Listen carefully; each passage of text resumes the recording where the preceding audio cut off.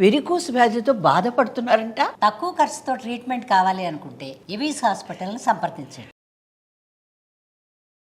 నమస్కారం, మీరు చూస్తుంది సుమన్ టీవీ. నేను మీ కీర్తి.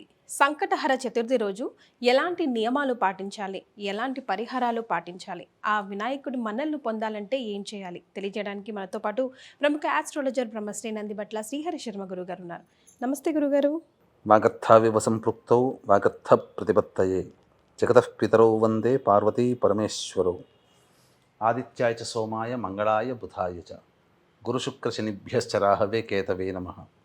శృంగేరి జగద్గురు పీఠాధిపతులకి, కంచి పీఠాధిపతులకి నమస్కారములు తెలియజేసుకుంటూ కార్యక్రమాన్ని ప్రారంభిద్దాం.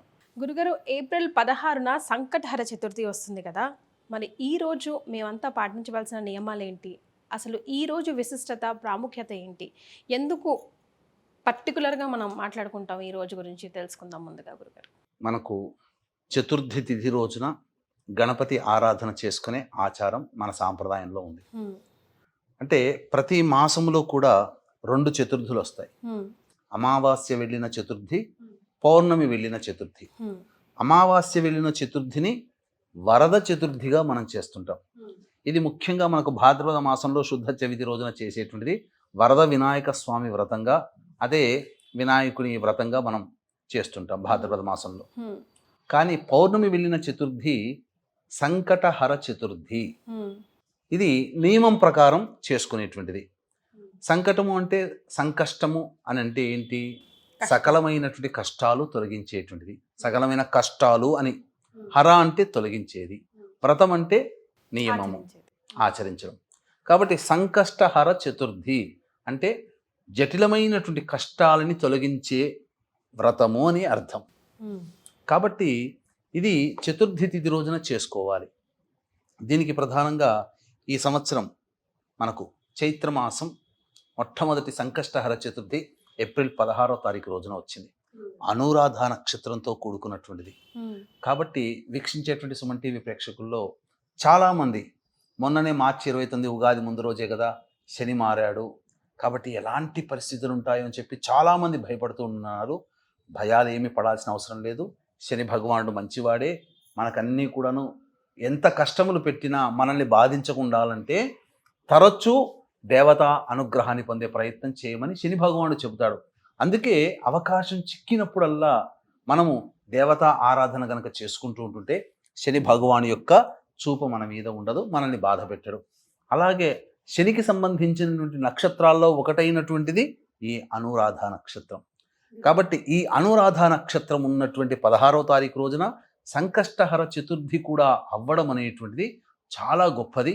అందున మనము మంగళవారం నాడు చవితి కలిసి వస్తే భౌమ చతుర్థిగా మనం పిలుచుకుంటాం, కుజదోషాలు తొలగిస్తుంది అని చెప్పి.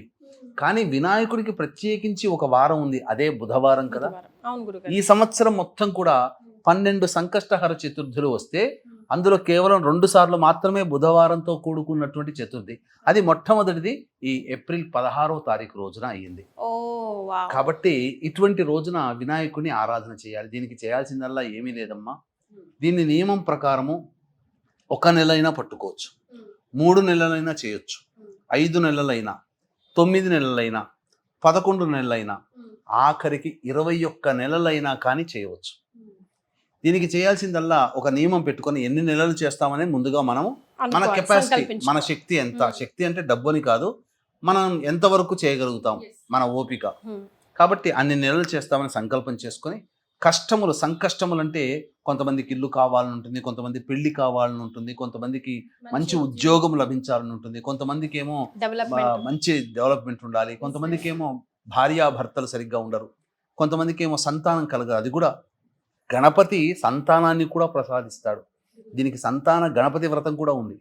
కాబట్టి ఏదైనా కానీ బలమైన కోరిక నెరవేరాలి అన్నప్పుడు ఈ గణపతి ఆరాధన చేసుకోమని మనకు శాస్త్రం చెప్పబడి ఉంది. కాబట్టి సంకల్పం చేసుకొని 3, 5, 7, 9, 11, 21, 16 ఇలా చేసుకోవాలి. అంటే బేసి సంఖ్యలో 16 కాదు, బేసి సంఖ్యలో చేసుకోవాలి అనుకున్నప్పుడు ఆ సంకష్టహర చతుర్థి మనకు ఏప్రిల్ 16 వచ్చింది. కాబట్టి పొద్దున్నే కాలకృత్యాదులన్నీ తీర్చుకొని చక్కగా గణపతి చిత్రపటాన్ని కానీ లేకపోతే ఈ సంబంధించినటువంటి తెల్ల జిల్లేడుతో ఉన్నటువంటి విగ్రహాన్ని కానీ తెచ్చుకొని ఒక 1/2 మీటర్ ఉన్నటువంటి పసుపు రంగు కానీ లేదా ఆకుపచ్చ రంగు కానీ లేదా తెల్లటి వస్త్రము కానీ ఏదైనా తీసుకొని ఆ వస్త్రం మీద గణపతి చిత్రపటాన్ని కానీ విగ్రహాన్ని పెట్టి చక్కగా కలశం పెట్టుకొని షోడశోపచార విధానముగా ఆ యొక్క స్వామిని పూజ చేయాలి. ఈ పూజ చేయడానికంటే ముందుగా ఒక ముడుపు కట్టాలి. అంటే ఏంటి, ఆ యొక్క 3 పిడికిళ్ళు తమలపాకు, వక్కలు, ఖర్జూరాలు పెట్టి ఆ విధంగా 3 పిడికిళ్ళు ఏం తీసుకోవాలి? బియ్యం తీసుకోవాలి. అప్పుడు కలశాన్ని పెట్టి ఆ యొక్క గణపతి పూజ చేసుకోవాలి. తదనంతరం దేవాలయానికి చేరుకోవాలి. గణపతి అష్టోత్తరం అలా చదివితే చదువుకోవచ్చమ్మా. సంకష్టహార చతుర్థికి సంబంధించిన గణపతి స్తోత్రం కానీ గణపతి పంజరం కానీ చదువుకోవచ్చు. దేవాలయానికి వెళ్ళాలి. వెళ్ళిన తర్వాత గరికతో గణపతికి అష్టోత్తర పూజ చేయించుకోవాలి. గురుగారు, గణపతికి గరికకున్న సంబంధం ఏంటి గురుగారు? మనకు ఇక్కడ ప్రధానంగా గణపతికి గరికకున్న సంబంధం కావాలి అన్నప్పుడు ఒక సంబంధించినటువంటి కథ కూడా ఉంది.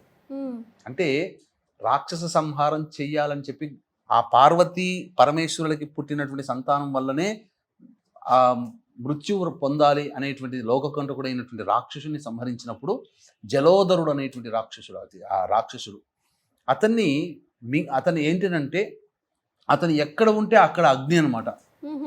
అంటే భస్మం అయిపోతుంది, వేడి. కాబట్టి వినాయకుడితో యుద్ధం చేస్తాడు. వినాయకుడు ఎంతకి కూడా గెలవలేకపోతుంటాడు అతనితో. తర్వాత ఏం జరిగిందనంటే తన రూపాన్ని బాగా భారీగా పెంచుకొని ఆ రాక్షసుని మింగేస్తాడు గణపతి. పొట్టలోకి వెళ్ళిపోయిన తర్వాత ఆ పొట్టంతా కూడా వేడిగా అయిపోతుంది కదా. ఆ వేడి అయిపోయినటువంటి తర్వాత బాధపడుతుంటుంటాడు. ఈ వేడి తగ్గాలంటే మనం ఎసిడిటీ వస్తేనే ఎంత బాధపడతాం, మరి అట్లాంటిది మనిషి గర్భంలో ఉన్నటువంటి వేడి తట్టుకోలేకపోతుంటే ఎంతో మంది దేవతలు, అశ్విని దేవతల వైద్యులు ఎంతో మంది ఎన్ని ఉపచారాలు చేసినా ఆయనకి కడుపు వేడి తగ్గలేదు. అంతటా పార్వతీ అమ్మవారు గరికతో కప్పండయ్యా అని చెప్తుంది. చెప్పగానే అప్పుడు మునులందరూ కూడా గరికను తీసుకొచ్చి ఆ యొక్క బొజ్జ మీదంతా కూడా కప్పి పెట్టారు. ఆ దూర్వా అంటే గరిక. ఇప్పుడు మనం బయట లాన్లో పెరిగే గరిక కాదమ్మా. గరిక అంటే చక్కగా ఏపుగా పెరుగుతుంది. ఇలా మూడు విధంగా ఉంటుంది అన్నమాట. ఇలా ఉంటుంది, త్రిశూలంలాగా కనిపిస్తుంది. దూర్వా అంటే ఆ కాడలతో కాకుండా ఆ 3 ఉన్నటువంటి దగ్గర కొద్దిగా కింద కణుపు ఉంటుంది. ఆ కణుపుని మాత్రమే తుంచి మిగతా అంతా ఉంచి ఆ 3 ఉన్నటువంటి కణుపుతో ఉన్నటువంటి దాన్ని పూజ చేయాలి. అలా కప్పబడినటువంటి దూర్వాలతో కప్పబడినటువంటి కారణం చేత తనకున్నటువంటి అగ్ని రోగము అనగా అగ్నిమాంద్యము అనగా వేడి లోపల ఉన్నటువంటి వేడి అంతా తగ్గిపోయినటువంటి కారణం చేత అప్పటి నుంచి కూడా గణపతికి ప్రీతి పాత్రమైంది. ఇది వల్ల ఈ దూర్వా నా బొజ్జ మీద పెట్టడం వల్ల తల్లి ఆదేశానుసారము నాకు ఉపశమనం కలిగింది. కాబట్టి ఎవరైతే వాళ్ళ జీవితంలో మంచి జరగాలి, శాంతి జరగాలనుకునే వాళ్ళు నన్ను ఇక నుంచి ప్రతిసారి కూడా పూజ చేసేటప్పుడు దూర్వాలతో నన్ను పూజ చేస్తే నేను సంతుష్టనవుతానని చెప్పి వరం ఇస్తారు. అందుకనే దూర్వా పూజ చేసుకోవాలి, గరికతో చేసుకోవాలి. ఇలా గరికతో చేసిన తర్వాత గణపతికి అష్టోత్తర పూజ చేసి ఎవరి శక్తి అనుసారం భక్తి అనుసారము 3, 5, 7, 11, 21 ప్రదక్షిణలు చేసి ఆ రోజంతా ఉపవాసం ఉంటే చాలా మంచిది. గురుగారు, గణపతి ప్రదక్షిణ ప్రియుడు కూడా కదా గురుగారు? ప్రదక్షిణ చేస్తే చాలా. ఎందుకనంటే అమ్మవారికి అయ్యవారికి ప్రదక్షిణ చేసే కదా మొత్తం ముల్లోకంలో ఉన్నటువంటి తీర్థాల్లో చేసినటువంటి స్నానం చేసినటువంటి ఫలితాన్ని పొందాడు. కాబట్టి ఆ విధంగా బేసి సంఖ్యలో ప్రదక్షిణ చేసి వచ్చి ఆ రోజు ఉపవాసం ఉంటే మంచిది. పాలు పండు ఇతర పదార్థాలు తిని సాయంకాలము చంద్ర దర్శనం చేసుకున్న తర్వాత మళ్ళీ ఆ గణపతి కాలకృత్యాదులు తీర్చుకొని చంద్ర దర్శనం చేసి గణపతికి పూజ చేసి అప్పుడు పొద్దున 3 పిడికిళ్ళు పెట్టినాం కదమ్మా, ఆ 3 పిడికిళ్ళతో పాయసాన్నం చేయాలి. పాయసాన్నం చేసి అప్పుడు ఆ విధంగా ఆ స్వామికి నివేదన చేసి ఎవరైతే భుజిస్తారో వాళ్ళకి ఆ గణపతి యొక్క అనుగ్రహం కలుగుతుంది. ఈ గణపతికి సంబంధించినటువంటి గాథ కూడా ఈ రోజున ఈ గాథను కూడా వినాలి. వింటేనే ఆ గణపతి యొక్క సంపూర్ణ అనుగ్రహం. ఏ నోమును వచ్చినా ఏ వ్రతం చేసినా ఆ వ్రత ఫలితం దక్కాలి అని అంటే ఆ గణపతి సందర్భంగా ఉన్నటువంటి కథ వినాలి. కాబట్టి ఆ కథ కూడా మనం చెప్పుకుందామా. వీక్షించేటువంటి ప్రేక్షకులు గమనించాల్సినటువంటిది, ఏప్రిల్ 18వ తారీఖు రోజున కాశీ విశ్వేశ్వరుని యొక్క ఆజ్ఞ మేరకి ఈ విశ్వావసునామ సంవత్సరం మొత్తం కూడా ద్వాదశ రాశుల్లో జన్మించినటువంటి వాళ్ళకందరికీ కూడా సంకల్పం నెరవేరాలి. మీరు ఏ జ్యోతిష్యుల దగ్గరికి వెళతారో మీ యొక్క సమస్యలకి, ఆ సమస్యలకి ఏ పరిహారాలు చెబుతారో, ఏ హోమాలు చేసుకోమంటారో అటువంటి హోమాలన్నీ కూడా సర్వదోష నివారణ పూజల హోమాలలో భాగంగా ప్రతి నెల ఒక్కొక్క క్షేత్రంలో చేయించడం జరుగుతుంది. అలా 12 నెలల పాటు జరుగుతుంది. మీ యొక్క సంకల్ప సిద్ధి మరియు సర్వదోష నివారణ పూజల హోమాలు అనేటువంటివి కాశీ క్షేత్రంలో ప్రారంభం జరుగుతుంది. కావున అవకాశం ఉంటే సంవత్సరం పాటు జరిగేటువంటి కార్యక్రమంలో మీ గోత్రనామాదులు నమోదు చేసుకోవచ్చు. తత్ఫలితముగా సంవత్సరం అంతా కూడా దేవతా అనుగ్రహం మీకు ఉంటుందని చెప్పడంలో ఏమాత్రం సందేహం లేదు. అవకాశం ఉన్న వాళ్ళు కార్యక్రమ తదనంతరం కాంటాక్ట్ చేసి పూర్తి వివరాలు తెలుసుకోవచ్చు. ఇక పూర్వము ఆ కథ గణపతి వృత్తాంతము సంబంధించిన ఏంటంటే, పూర్వము గణపతి ఉపాసకుడైనటువంటి భృగుండి మహర్షిని సందర్శించుకోవడానికి కోసమే ఇంద్రుడు వెళతాడు. వెళ్ళిన తర్వాత స్వామి నమస్కారం చేసుకుని ఆ మహర్షి దగ్గర ఆశీస్సులు తీసుకొని తిరిగి ప్రయాణమై వెళుతుంటుంటే ఘర్సేన్ లేదా శూరసేనుడు అనేటువంటి రాజ్యము గుండా వెళుతుంటుంటాడు. ఆ రాజ్యంలో ఉన్నటువంటి పాపాత్ములు ఆ యొక్క వింతైనటువంటి ఆకారాన్ని ఆకాశంలో చూసినటువంటి వాళ్ళు ఆ కారణం చేత ఆ పాప పంకిలమైనటువంటి వ్యక్తులు చూడడం వల్ల ఆ పాప దోషము తగిలి ఆ విమానం అక్కడ ఆగిపోతుంది. అంతరిక్షం ఆకాశంలోనే ఆగిపోతుంది.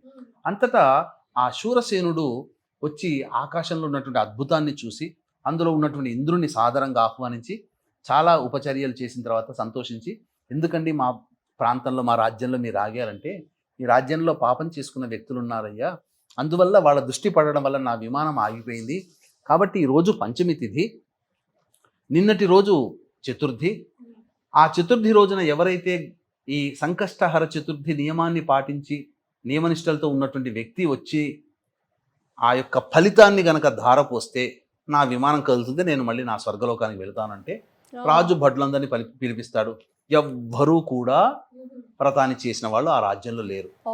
అయ్యో అని ఎంతని విచారిస్తుంటుంటే అప్పుడు గణేష లోకానికి సంబంధించినటువంటి భటులు, అంటే గణేశుని దగ్గరగా గణేష లోకంలో ఉన్న వాళ్ళు ఒక స్త్రీమూర్తి శరీరాన్ని తీసుకొని పోతుంటే సూరసేనుడు ఆపి, ఎందుకయ్యా ఎందుకు తీసుకుపోతున్నాను, మీరెవరు అంటే, ఈమె నిన్న తెలిసి తెలియక చతుర్థి రోజున ఏమీ తినకుండా ఉండి ఉపవాసం ఉండే నియమం ఉన్నది, చంద్రుణ్ణి దర్శనం చేసుకున్న తర్వాత భోజనం చేసింది, తెలియక చేసిన తెలిసి చేసిన సంకష్టహర చతుర్థి వ్రతాన్ని ఆచరించినటువంటి ఫలితము చేత ఈమె మరునాడు మరణించింది, ఆమెను గణేష లోకానికి తీసుకొని వెళుతున్నామంటే, ఆగండి ఆమె ఆ యొక్క ఆ శవాన్ని ఆ ఇంద్రుడికి అప్పగించండి, ఆ ఫలితాన్ని ఏమైనా తీసుకుంటాడేమోనంటే గణేశలోక భటులు ఒప్పుకోలేదు.